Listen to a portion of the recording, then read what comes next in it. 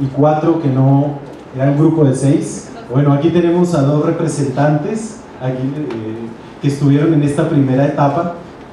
Se echaban el viaje hasta la UNAM, a CEU, y trabajábamos los lunes en la tarde, y lo que hacíamos era discutir bibliografía, discutir ciertos textos, discutir ciertos trabajos y sobre todo escuchar los intereses, porque aquí hay un asunto fundamental en cualquier investigación que uno haga, ¿sí?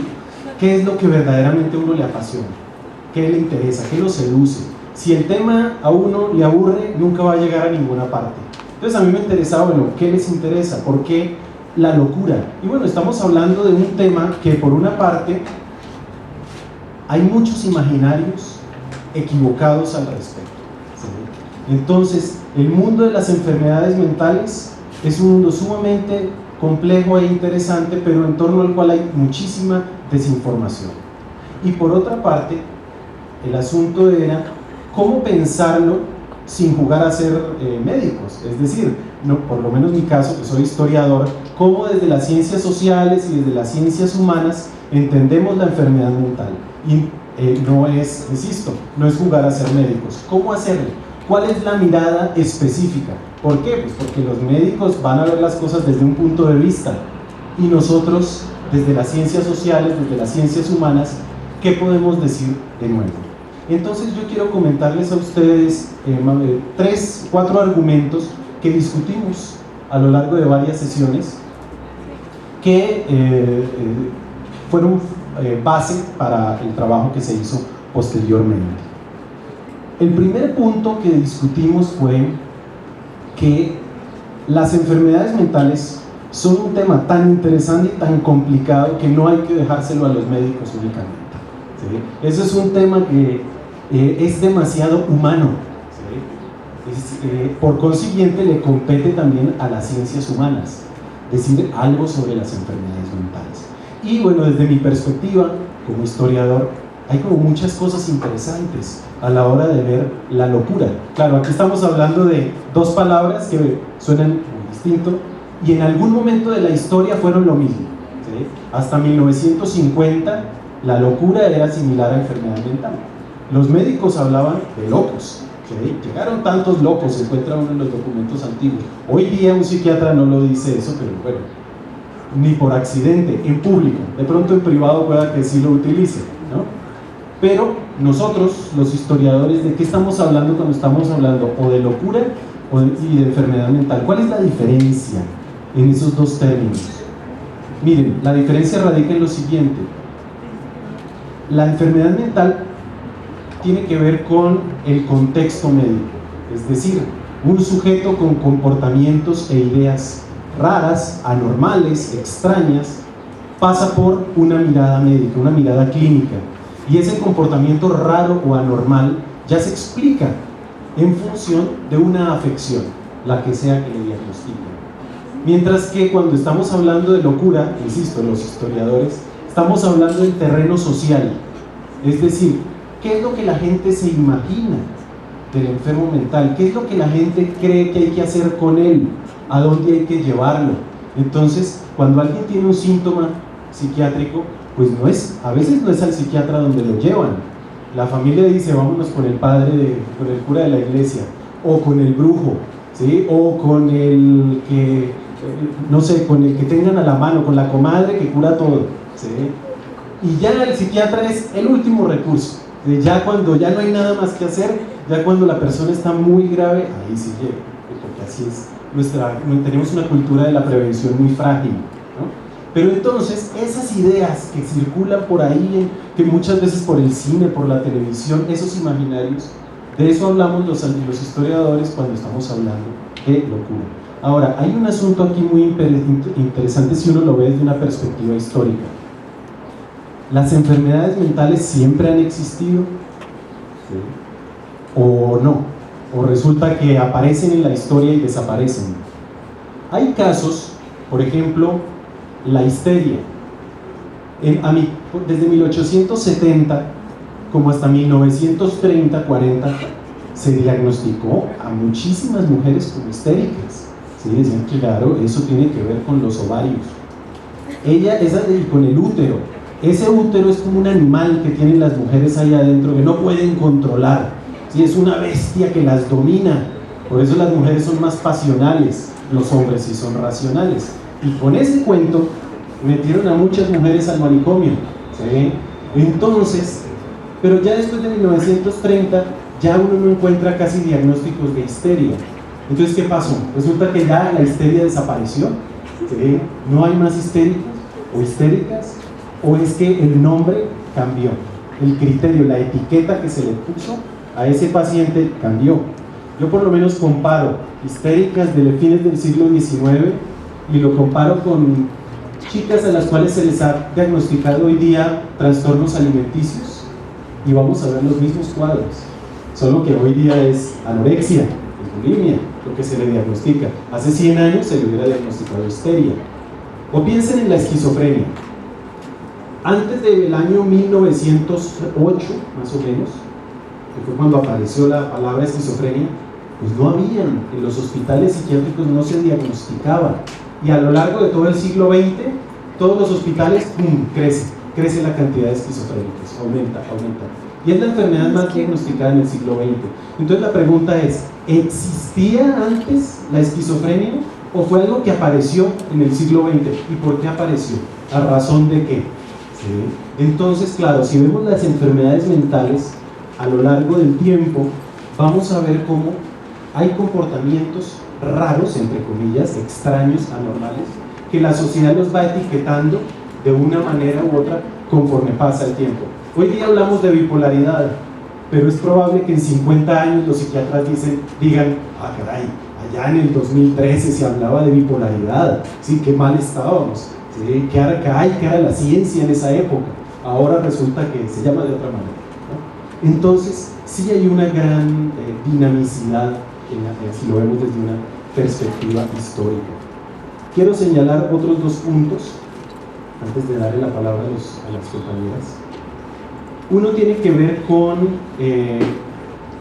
la relación entre el loco, el anormal y las emociones anormales. Esto es un tema que nos convoca hoy con relación a los trastornos bipolares. ¿Por qué? Por lo siguiente, porque el trastorno bipolar está en una categoría que se llama trastorno afectivo. Entonces, aquí lo que parece ser es que los afectos y las emociones enloquecieran. Entonces, pues, el sujeto puede gozar de lucidez, ser muy racional, pero resulta que sus emociones no, sus emociones lo traicionan. Entonces, claro, un gran debate en las ciencias humanas ha sido, bueno, y eso de que llamamos emociones o afectos, ¿eso es innato a cada ser humano? ¿Lo traemos en la sangre, en el código genético, o es algo que nos enseña la sociedad? Es decir, la sociedad nos enseña cómo debemos manifestar nuestras emociones. Eso es lo que ha demostrado sobre todo la línea de la antropología de las emociones. Y el que se salga de esos límites de la normalidad es el que está mal. Entonces, cada sociedad nos enseña cómo manejar y moldear nuestras emociones. Por ejemplo, les pongo un ejemplo muy sencillo. Cuando uno se enamora, que uno cree que ese sentimiento es único, ¿sí? No tengo palabras para describirlo, sí, pero resulta que uno empieza a escuchar a otros que se han enamorado y dicen lo mismo que uno está sintiendo, ¿sí? Entonces resulta que ese sentimiento tan individual, tan íntimo, pues todo el mundo lo ha sentido en algún momento, porque hemos recibido las mismas influencias de la literatura, de las telenovelas, de la familia, etc. Entonces la sociedad nos moldea las formas de sentir y sobre todo las maneras de manifestar esos sentimientos. Por consiguiente, a la hora de tratar el trastorno bipolar, que es una afección que, bueno, en los últimos años se ha convertido en tema importante debido a que mucha gente hoy día es diagnosticada como tal. Entonces, no solo está la mirada del sujeto que se comporta de manera irracional, sino también el sujeto que tiene emociones que no puede controlar, emociones descontroladas. Ahora, si nosotros queremos, desde las humanidades, elaborar una investigación sobre el tema que sea, que fue algo que enfatizamos mucho en este seminario, fue la necesidad de elaborar textos polifónicos, donde converjan las voces de todos. ¿Por qué? Porque si nosotros nos quedamos con una versión de la realidad, pues ya chapeó el análisis. Cualquier realidad, la que sea, tiene múltiples puntos de vista. Y entonces, a la hora de ver cualquier enfermedad mental, si nos quedamos con la visión, con la mirada del psiquiatra o del neurólogo, nos estamos perdiendo el resto de la historia, ¿sí? El resto, la realidad social, porque cualquier enfermedad mental es más allá de un trastorno bioquímico, ¿sí? O un choque eléctrico en el cerebro. No, la realidad son todas las relaciones sociales que hay en torno a la persona que fue diagnosticada como tal. Esa persona vive en su subjetividad la enfermedad de una manera única. Por consiguiente, en nuestros análisis, en nuestras aproximaciones, no podemos quedarnos solo con la mirada médica.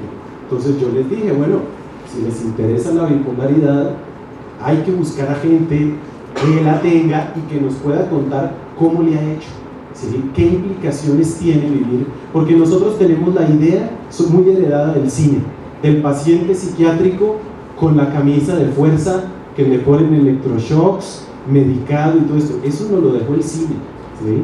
Pero en la vida real el asunto es mucho más interesante y mucho más complejo, como nos van a explicar ahora los compañeros. Entonces, tenemos a un vínculo en común, ¿no? Alejandra, que no pudo estar hoy acá, ella es una investigadora, una antropóloga del Instituto Nacional de Neurología.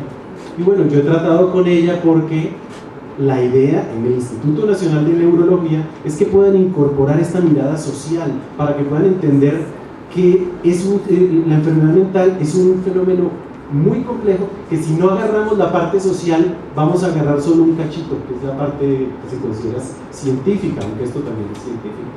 Entonces Alejandra estuvo en el seminario, nos dio una sesión muy extensa qué es el trastorno bipolar, y ella funcionó de puente con los aquí presentes para que ellas se enteraran de esa otra cara de la realidad, ¿no? Entonces, hay nosotros trabajamos varios libros, y quiero acá hacer una pequeña pausa para que nos comenten las compañeras, para que ustedes puedan enterarse del tipo de reflexión que llevamos en el seminario. Una reflexión fue a partir de una novela que se la recomiendo ampliamente, es El alienista. Es una novela publicada por Gandhi, muy barata y muy pequeñita, pero fue escrita hace un poco más de 100 años, El alienista. Y otro libro, ese no le hago tanta propaganda porque es mío, pero tiene la perspectiva de la historia sobre las enfermedades mentales. Cada uno tiene como un sentido propio, entonces vamos a escucharlas y después volvemos. Bueno, uno de los títulos de los libros que tuvimos la oportunidad de leer durante nuestras sesiones con el doctor fue El alienista, que es de Joaquín Machado de Asís. Bueno, en este libro habla de un alienista. En esos tiempos no había psiquiatras, entonces se les daba el nombre de alienista. Bueno, es Simao Bacamarte, quien cumple la función de un alienista en un pequeño pueblo.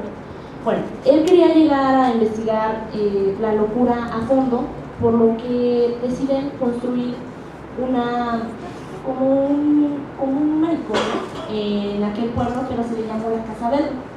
Entonces él como reclusos ahí en esa Casa Verde, a los que no cumplían con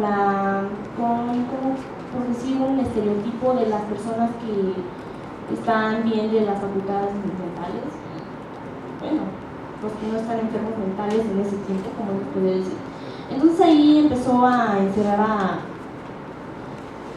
a personas que no, ¿cómo se puede decir? Que no cumplían con esos estereotipos. Entonces encerraba a aquellas personas que hablaban solos, que gastaban dinero sin necesidad de hacerlo. Y bueno, el punto es que él empezó a descontrolarse y empezó a recluir ahí a personas que ni siquiera lo necesitaban. En uno de estos casos encierran a doña Evarista, la que es su esposa, porque compró collares de muy alto precio y dijo que ella estaba mal y por lo tanto la encerró ahí. Bueno, llega un momento en el que él ya tenía encerrado a medio pueblo en la Casa Verde. Entonces, todo el mundo, antes de esto, las personas veían la Casa Verde como una novedad, que iba a ser bueno para la sociedad, que iba a hacer una innovación en la sociedad y iba a ser bueno, pero después de que el alienista empieza a encerrar a la gente, ya que pues que estaba bien, pero él decía que estaba mal, lo empiezan a ver como que el alienista era el que estaba mal. Entonces, para esto, manda a su esposa a un viaje a doña Evarista porque no quería que ella interrumpiera sus planes de seguir con lo de la Casa Verde. Y bueno, llega un punto en el que su esposa le dice que está mal, que no tiene por qué hacer eso, y él llega a la conclusión de que no era él el que estaba mal, de que era él el que estaba mal, no la sociedad. Entonces la sociedad estaba bien y él no. Por lo que decide encerrarse en la Casa Verde. Él solo sacó a todos los que había recluido ahí. Se encerró él solo, sin alimentos y sin nada. Y entonces, pues, fue cuando dijo, insisto, en lo de que la sociedad no era la que estaba mal, sino que era él. Entonces, la sociedad no era la que estaba loca, sino que fue él, porque llegó a tener una obsesión muy grande por encerrar a cualquier persona que no fuera normal dentro de su estereotipo que él tenía. Gracias.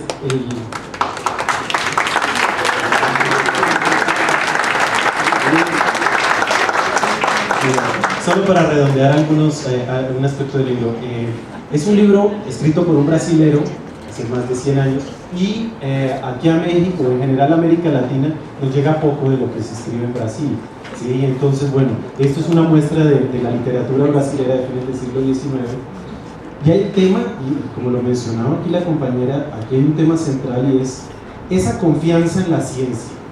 ¿Por qué? Porque todos confiamos en la ciencia. Ah, no, pues fulano está enfermo, que vaya al médico, ¿sí? Y nosotros cuando vamos al médico vamos con confianza, ¿sí? Esperando que esta persona nos diga, usted tiene tal cosa. Ah, claro, tengo tal cosa. Hay tranquilidad. Lo verdaderamente preocupante es cuando los médicos no descubren esto que tienen. Dice, ellos están para dar certezas y uno confía. Pero ¿qué pasa cuando la psiquiatría enloquece?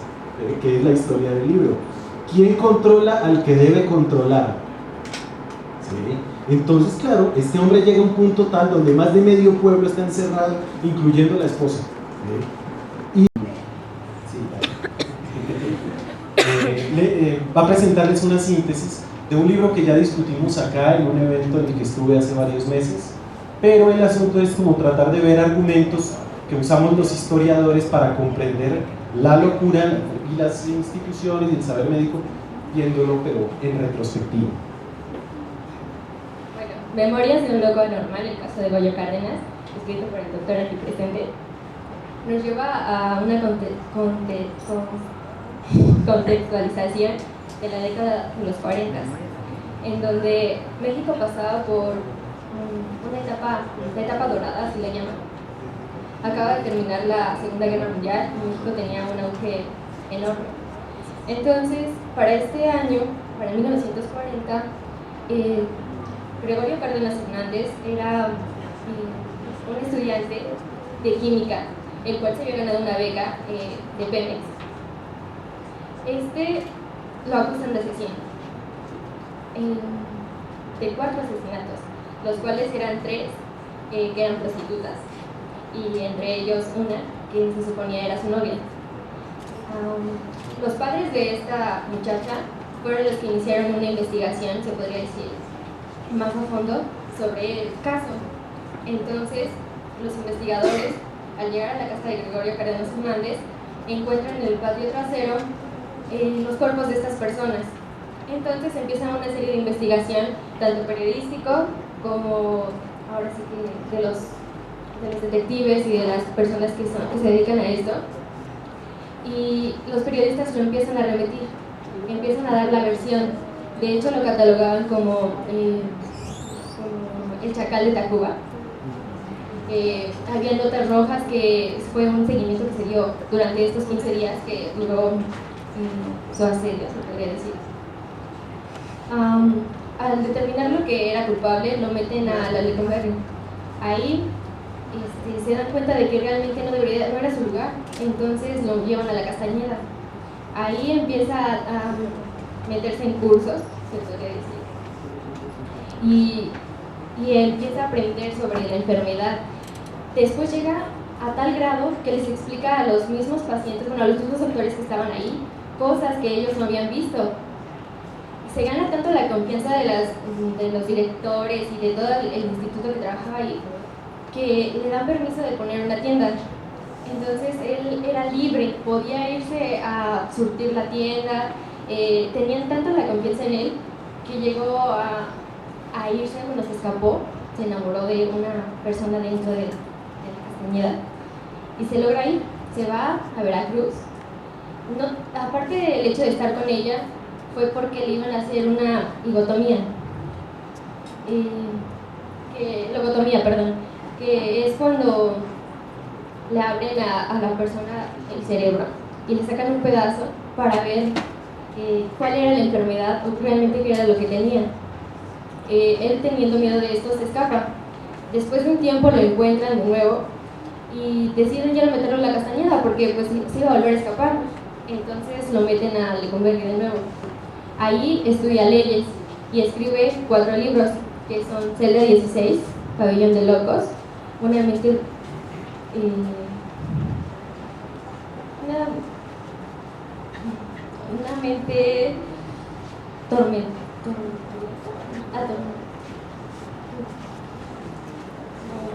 no me acuerdo. Ay, perdón. Y Adiós a Lecumberri.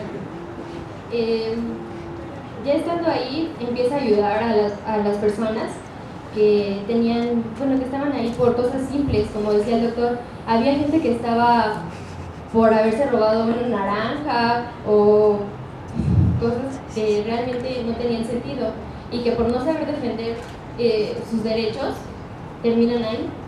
Entonces los ayuda y pasa un tiempo.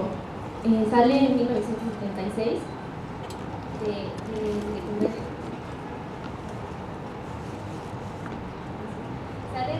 sale en 1976 y es aquí cuando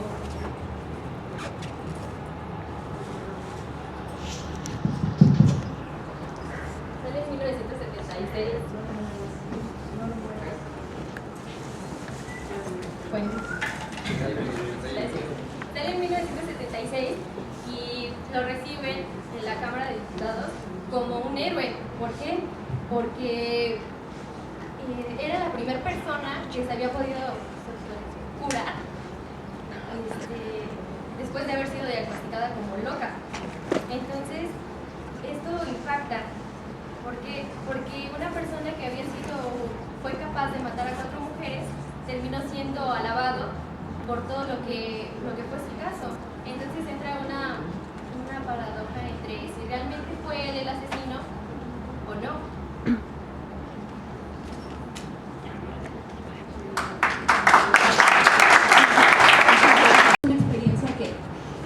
Que nunca vamos a olvidar. Entonces voy a presentar a nuestros siguientes invitados. Sergio Mario Bustamante Mercader, para que pido un fuerte aplauso.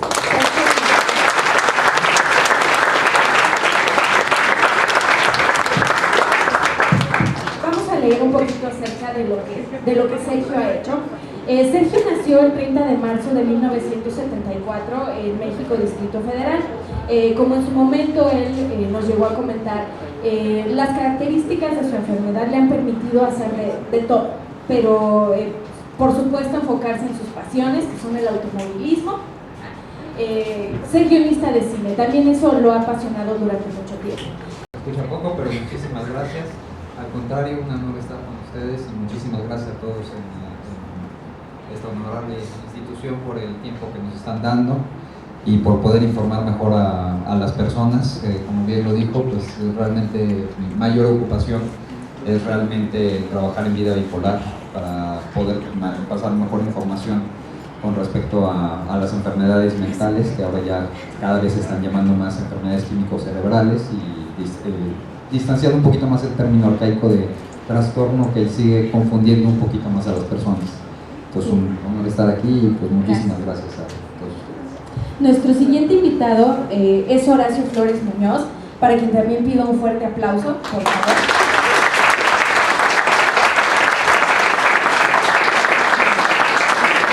Bien, compañeros. Muchas gracias. Pues también disfruté mucho tomar las fotos, que participaran, que se interesaran, y siempre es padre platicar en general, pero en especial de los temas que a todos nos interesan, ¿no? Entonces todo ha sido muy interesante y ha sido una experiencia muy chida. Gracias. Bien. Bueno, aquí sí, pues tenemos que presumir, chicos, que también fuimos parte de este momento de ensayos sobre episodios mixtos. Compañeras, su fotografía. Nos da muchísimo gusto haber posado, que nos haya dado la oportunidad de ser modelos para esta exposición. Es una experiencia inolvidable, de verdad. Gracias, Horacio. Ustedes, gracias.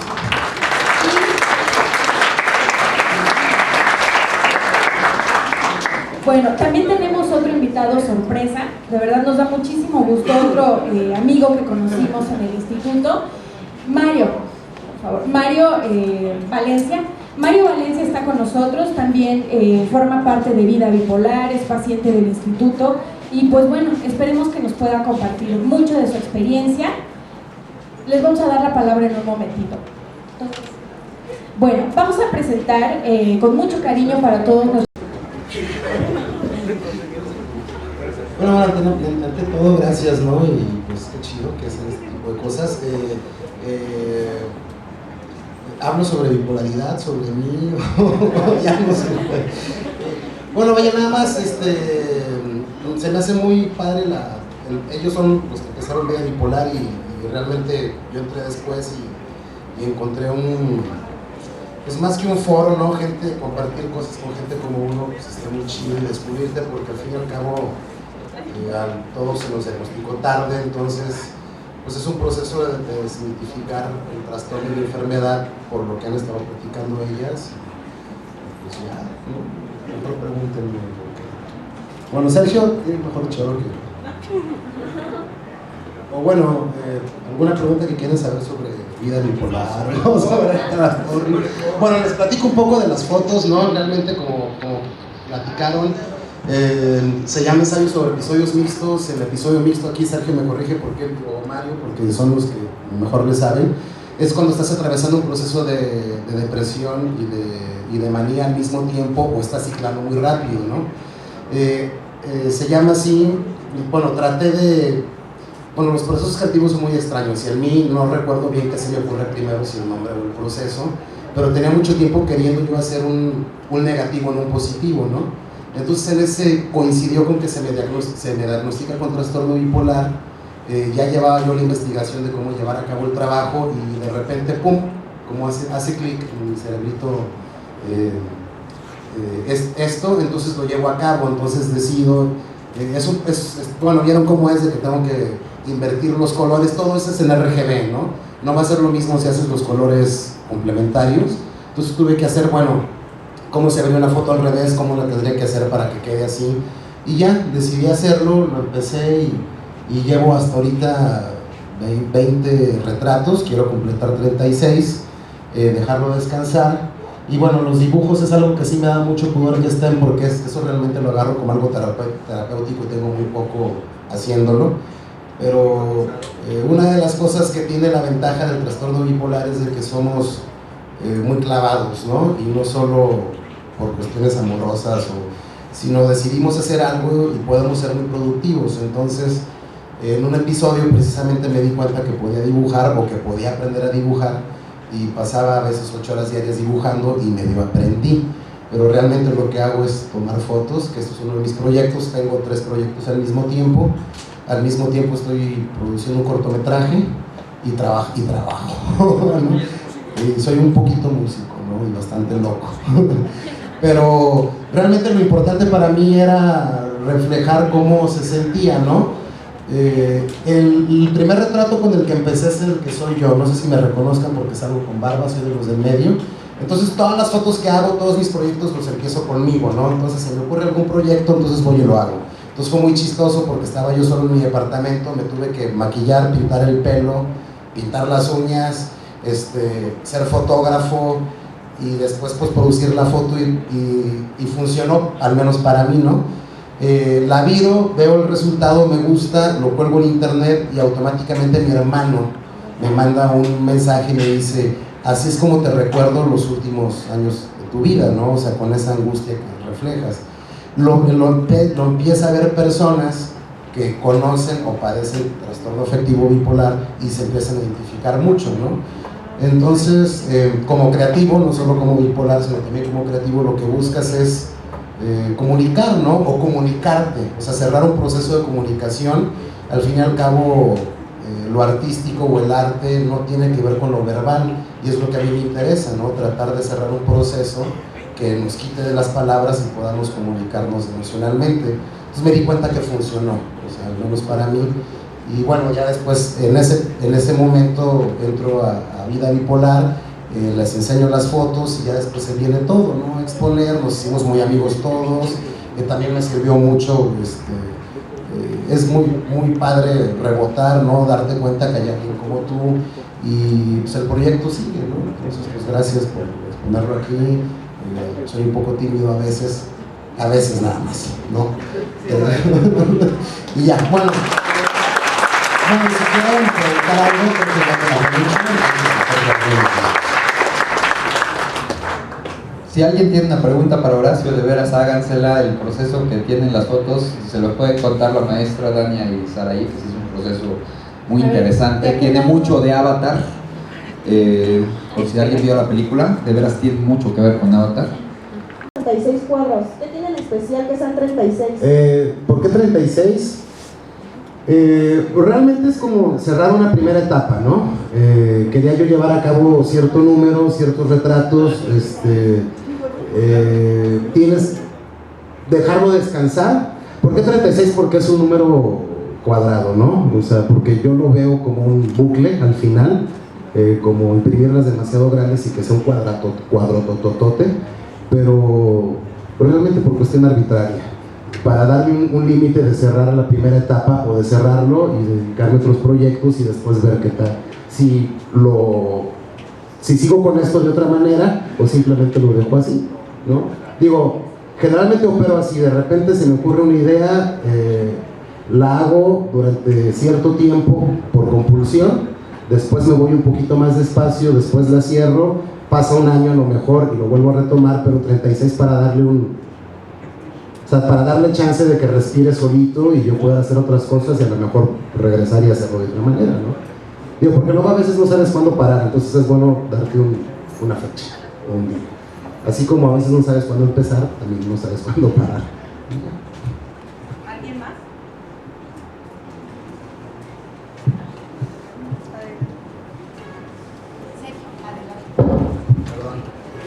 Bueno, pues realmente me gustaría saber las dudas y las preguntas que tengan. Es un honor estar con el doctor Ríos ahora que ya tuvimos la oportunidad de escucharlo hablar, y aparte de hablar, es realmente arma de triple filo, no doble. Con la maestra, con Dania, con Saraí, con Araceli, con Aurora, Isabel, ha sido increíble realmente estar en contacto. Es lo que realmente se necesita en el país. Una de las cosas que dejamos pasar muy de largo es que todo, como se ha dicho, se va avanzando en la historia, y es una de las cuestiones que nos encontramos. Tristemente, antes de que hubieran medios de información masivos, que tuviéramos todos acceso a internet, por ejemplo, era muy común que en efecto el modelo de los doctores era patriarcal, era muy vertical, ¿no? El doctor decía, tú tienes este diagnóstico, te tienes que tomar esto, el paciente lo obedecía, y a lo mucho se oían rumores, ¿no?, sobre si el diagnóstico podía ser o no el correcto, y hasta ahí llegaba, ¿no? Hoy en día los doctores están teniendo mucho el problema de que el paciente ya investiga antes de seguir algún tratamiento, ya cuestiona lo que está haciendo el médico. Y pues ya se han dado cuenta los médicos de que en efecto tienen que empezar a hacer alianzas, y como bien lo expresó el doctor, como lo ha dicho la maestra Norma, es muy importante que empiecen a hacer alianza con las gestiones civiles, con los pacientes, que somos quienes realmente estamos al frente del problema, ¿no? Los que sentimos realmente el que pues ya no vamos con un doctor a ciegas, ya realmente cuestionamos el tratamiento que se nos está dando, entramos a internet y desafortunadamente no siempre se encuentra información exacta ni correcta, al contrario, ahora hay un exceso de información incorrecta y es difícil dar con un medio de comunicación bien informado. Entonces esa fue la primera cuestión que provocó, por ejemplo, de nuestra parte el formar Vida Bipolar. Como bien lo vieron y muy bien caricaturizado en el video, pues realmente sí fue una odisea como tal, a lo mejor no dicha de forma tan cínica, pero sí fue básicamente esa la historia, ¿no? Y yo sé que en ese proceso sufre mucho la familia, no nada más el paciente. De hecho, muchas veces es más la familia la que lo sufre por la impotencia y la incertidumbre de qué es lo que le está pasando a la persona.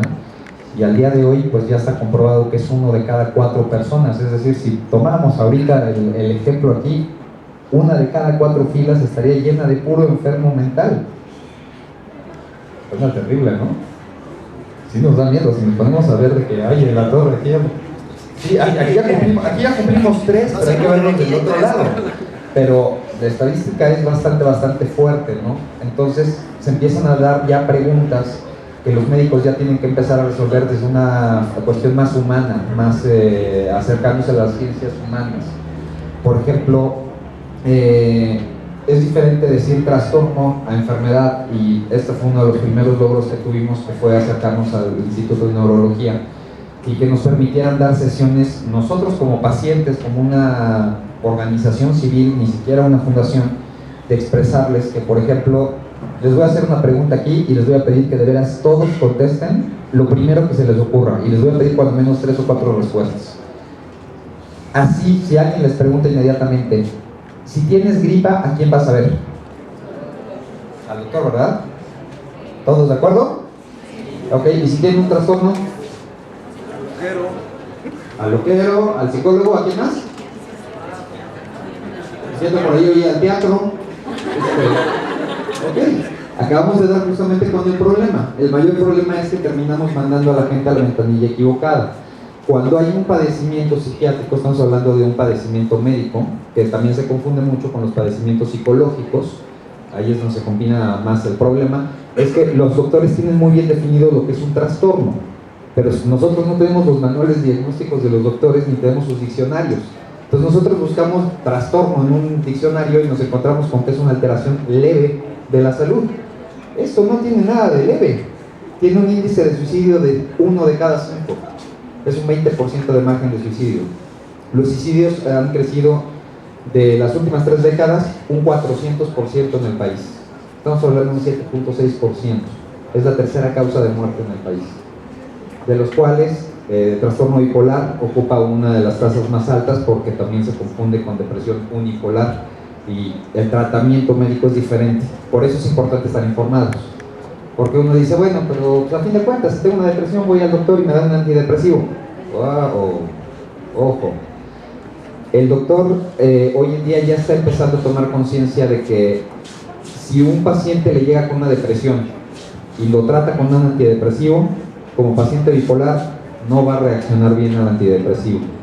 El antidepresivo normalmente puede virar a la persona hacia el otro polo, que es el de manía, y los antidepresivos a la larga terminan afectando la cuestión química del cerebro, terminan siendo más agudos los episodios, que como lo estábamos diciendo, la gran diferencia es que duran mucho tiempo.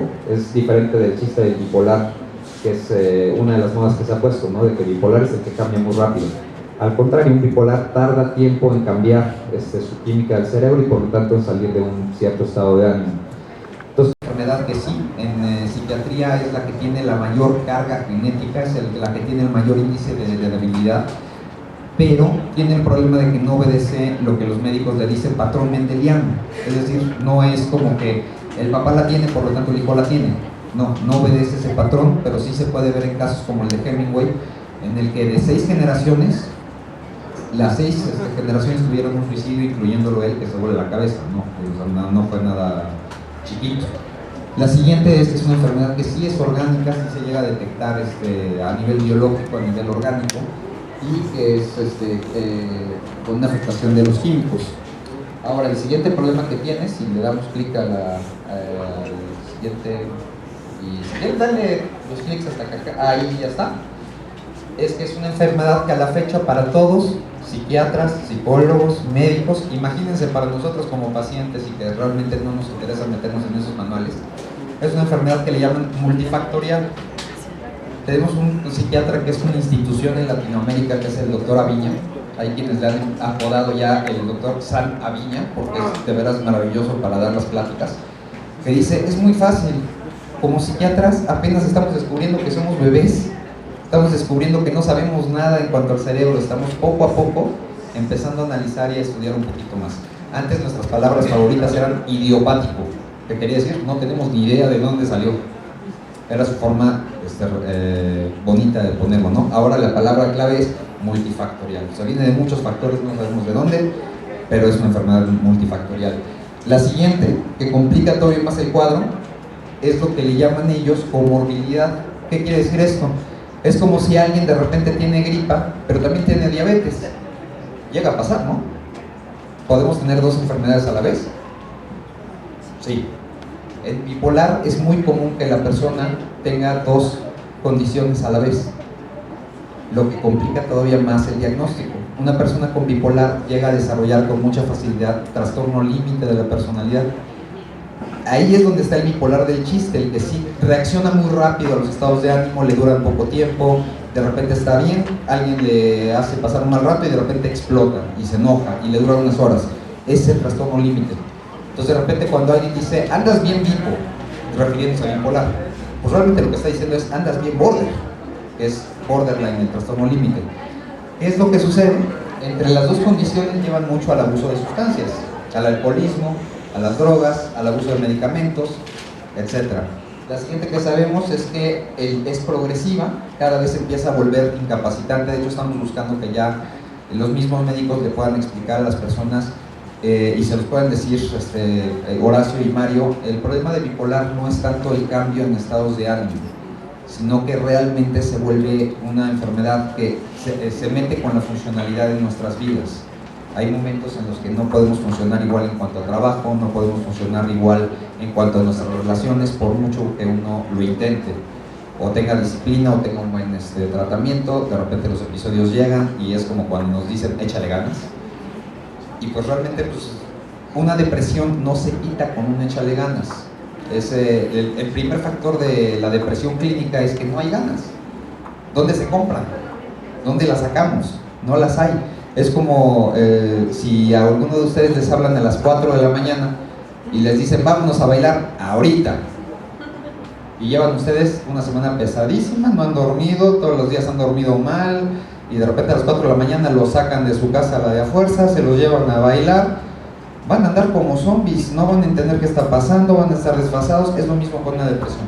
No sale uno porque se le eche ganas o por es que no sales de tu casa, es que no, pues la depresión no está permitiendo que los químicos nos den lo suficiente para salir, por lo tanto se tiene que acudir a los medicamentos para que se pueda empezar a regular el cerebro.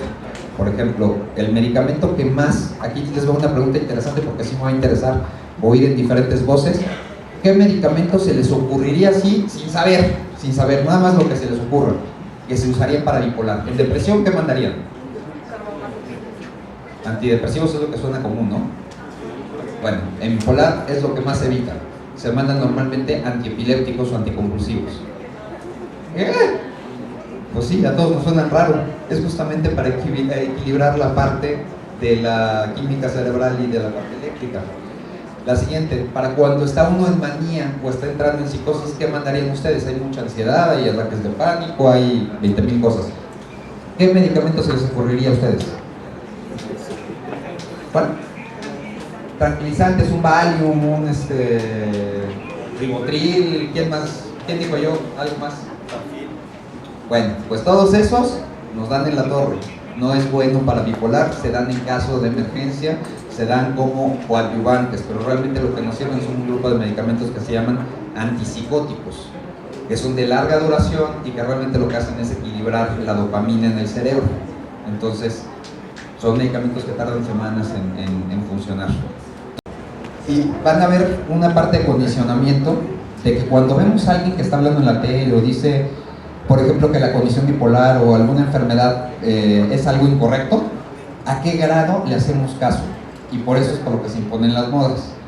Y aquí va a quedar una evidencia aparte clara, van a ser parte de un experimento. Les voy a pedir a todos ustedes, incluso a quienes están parando por acá, que por favor se pongan de pie por un momento. Todos. Ustedes preparen sus cámaras hacia allá, hacia el público. Todos ustedes están bien aquí. Ahora, antes de que salgan, nada más les voy a pedir. Y vamos a descubrir algo muy interesante porque quiero que por favor las personas que nacieron en un número non, o sea, 1, 3, 5, 7, 9, 9 y más, levanten las manos y las mantengan abiertas. Pero bien arriba y encontradas. Ahora, los que nacieron con número par, cierren las palmas, por favor. ¿Ok? ¿Todos listos? Ahora sonrían y dejen que les tomen las fotos. Este es el aplauso para la presentación. Ese es el impacto que tienen realmente los medios. Con esto los dejo con el vicepresidente de Vida Bipolar, nada más para cerrar y agradecerles a todos y que una increíble presentación por parte de Sergio Vázquez, de la maestra Norma, de Dana, de Saraí, del doctor Ríos. Y les dejo la palabra con Mario Valencia, que es el vicepresidente de Vida Bipolar, a quien le agradecemos todo el esfuerzo. Buenas tardes. Quisiera brevemente agradecer a todos ustedes su asistencia. Tenemos un pequeño detalle para unas personas que se dedican a la investigación en las humanidades y ciencias sociales. Afortunadamente son jóvenes. Esta parte de ser joven es maravillosa. Agradecemos a Saraí, a Dania y todo el equipo de investigación lo que han aportado este día. Nos han enseñado mucho, nos hemos reído, pero de una manera muy constructiva. Es un pequeño detalle, un reconocimiento a su labor. Estamos muy orgullosos de que haya gente interesada en estos temas.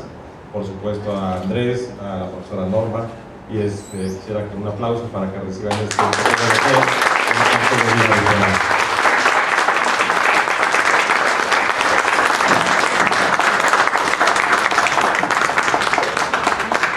Muchas felicidades.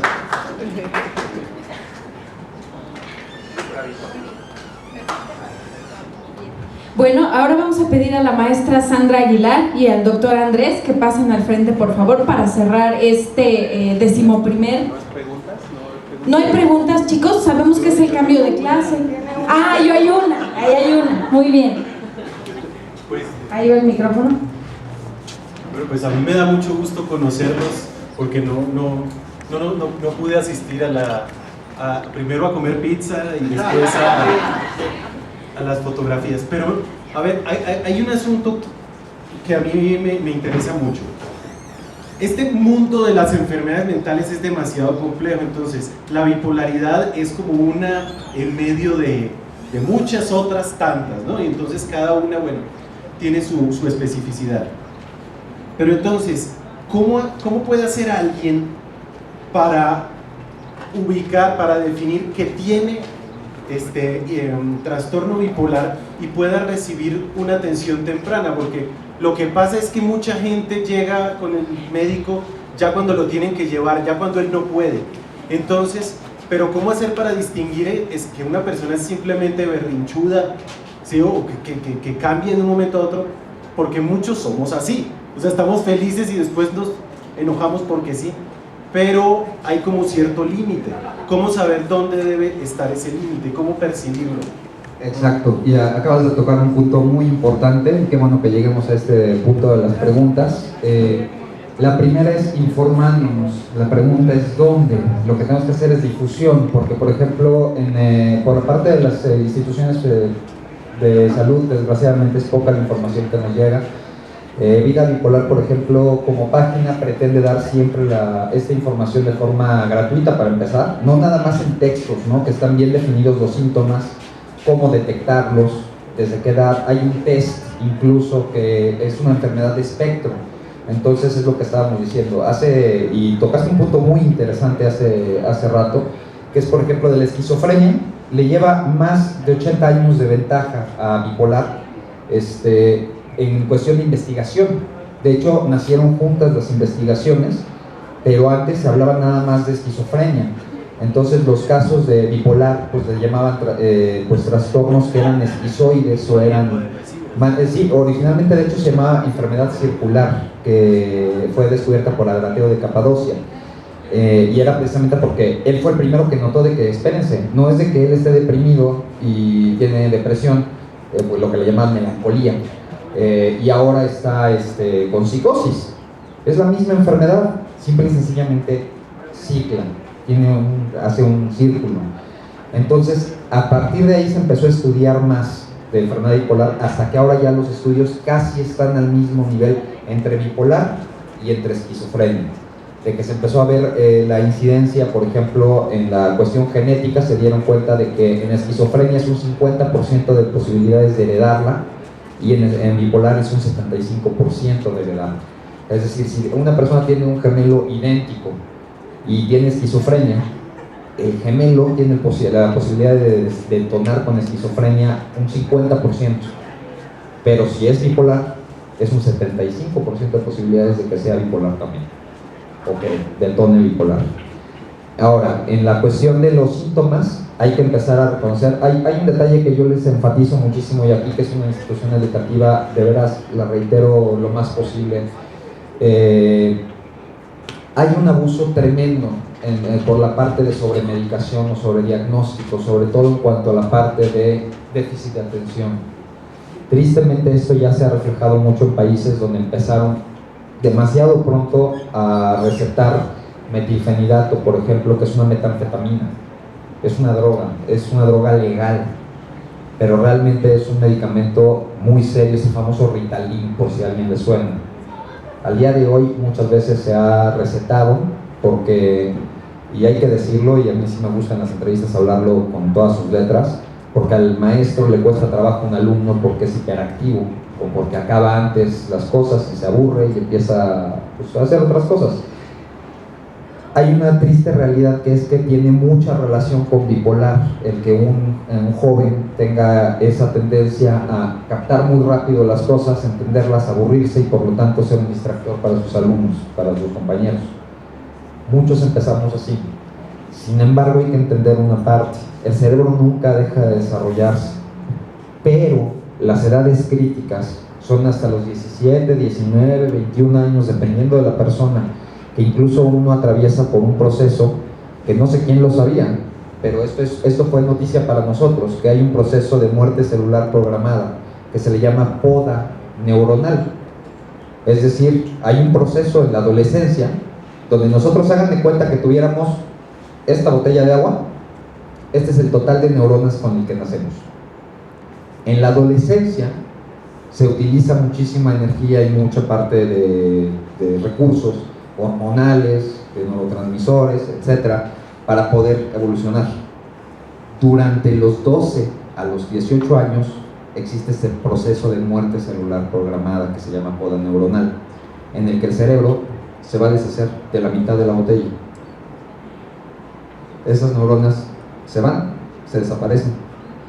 Nacen nuevas neuronas, si hay neurogénesis, eso ya se ha ido comprobando pues, poco a poco por más estudios, por la tomografía de emisión de positrones, etc.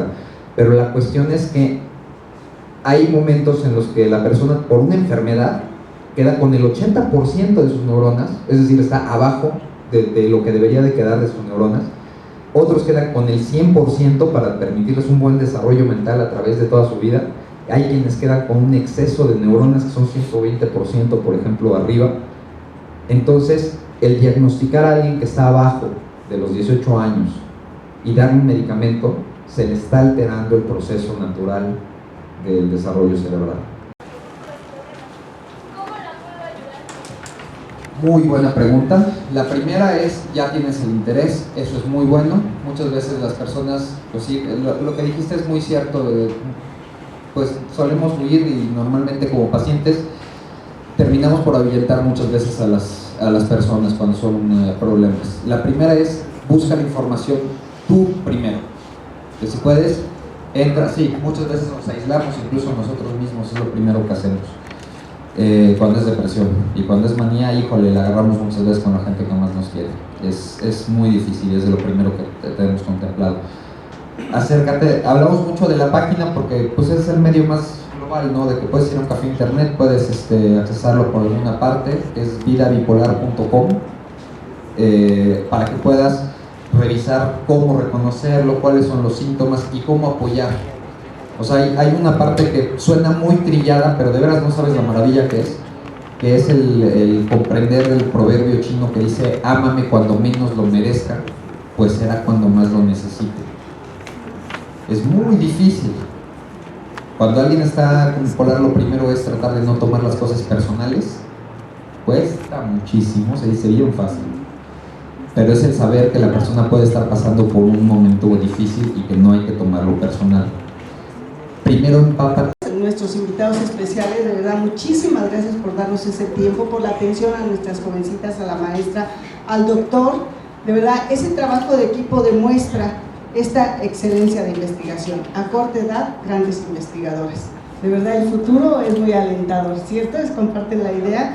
Y esto refleja finalmente cómo a través de un programa de jóvenes hacia la investigación en humanidades y ciencias sociales corresponde y es esencia de nuestro propio colegio. Este es el Colegio de Ciencias Humanidades Plantel Azcapotzalco. Estas son las inquietudes que se van iniciando en este nivel, en este bachillerato, y esta es nuestra universidad. Esta es la UNAM, esta es la riqueza de la UNAM, ¿no? Y aquí está en práctica, en ejercicio con estas hermosas jovencitas a corta edad. De verdad, damos por clausurado este foro de jóvenes hacia la investigación en humanidades y ciencias sociales. Y reitero, esto es la UNAM, esto es el Colegio de Ciencias Humanidades, una gran institución, y hoy por hoy, como lo he dicho, el Colegio de Ciencias Humanidades con respecto a la prepa, somos los mejores. Somos los mejores y de verdad, felicidades maestra, que a su corta edad también está trabajando muy fuerte, muy comprometida, se apropió del colegio, se apropió del colegio en el sentido que lo siente, lo practica y lo hace. En ese sentido se apropia del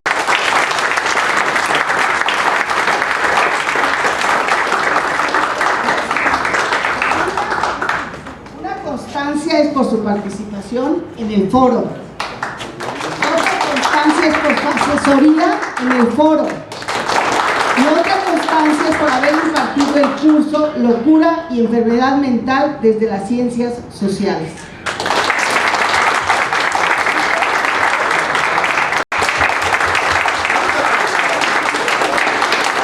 Maravilloso. Y su constancia para Dania Jiménez Mendoza. A la maestra Norma Irene Aguilar Hernández por su compromiso y entrega con los jóvenes. También un reconocimiento por su participación en el 11º foro a nuestros invitados especiales, Horacio Flores Muñoz. Y sobre todo por el equipo y la atención a nuestras jovencitas y el gran aprendizaje juntos, ustedes y ellas. Gracias. También un reconocimiento para Sergio Mario Bustamante. Gracias, Sergio, por esa sencillez y ese gran talento.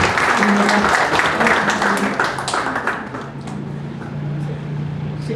Mario, no sabíamos que venías, pero estás aquí. ¡Bravo! Gracias. No, está pendiente de que ¿no? De verdad, gracias por estar aquí. Y los invito de verdad a clausurar este foro. Pero finalmente, como siempre, cerramos el 11º foro de jóvenes hacia la investigación en humanidades y ciencias sociales, pero hoy por hoy, por convicción, universitarios, de corazón, CCHeros. Gracias.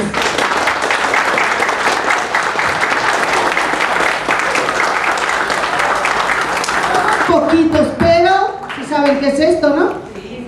Una